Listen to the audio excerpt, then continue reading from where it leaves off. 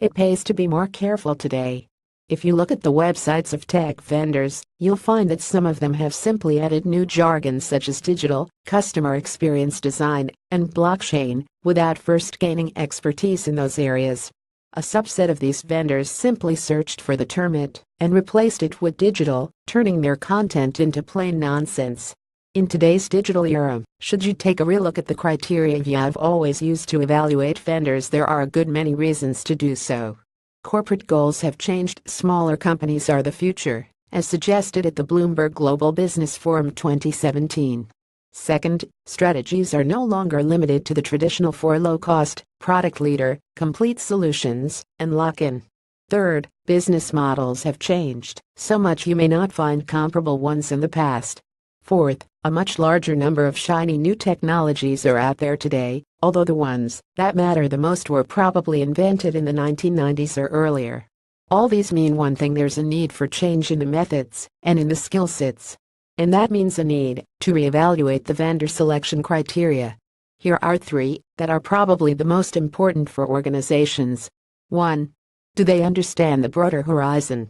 In the past, the question often used to be, do you know inventory management? Today the horizon is broader. As described in Digital Success, 3 areas where you need to broaden your horizons. The scope is a reservoir, which might comprise several processes, including multiple channels, external consumer processes, or even processes that belong to a different industry. Point 2. Do they have strategy, translation method, and skill set? Since strategic themes that drive digital initiatives may span multiple processes, the vendor needs to have the capability to start with such a broad strategic theme or objectives and translate it into a strategic architecture. And that includes the ability to choose tech elements that can make a strategic contribution. Strategy translation is a multidisciplinary skill set, and therefore hard to find in a single vendor, whether it's a tech vendor or a management design consulting firm.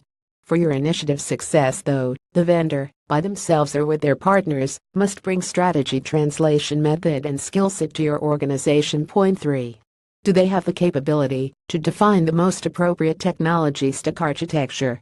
Choosing one or more tech elements that can collectively contribute to strategic outcomes is one thing. Part of question 2 above. Defining the technology stack architecture is another. Does the tech vendor have the skill set to recommend and apply the most appropriate technology stack to implement the strategic architecture created as part of strategy translation? For example, if one of your tech elements will be on cloud, requiring a certain level of elasticity and used by thousands of users, NoSQL might be more appropriate than MySQL. And not too just focused on the primary set of criteria, without which your digital initiative will not have the potential to generate the strategic outcomes targeted.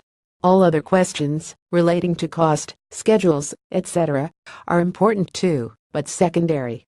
The fact that they are secondary may not be obvious at first.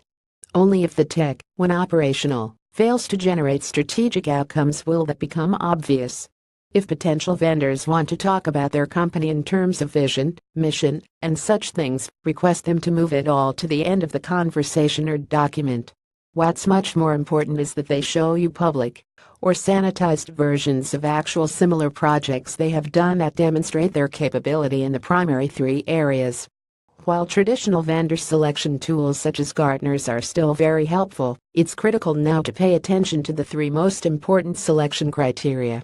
This article is published as part of the IDG Contributor Network. Want to join?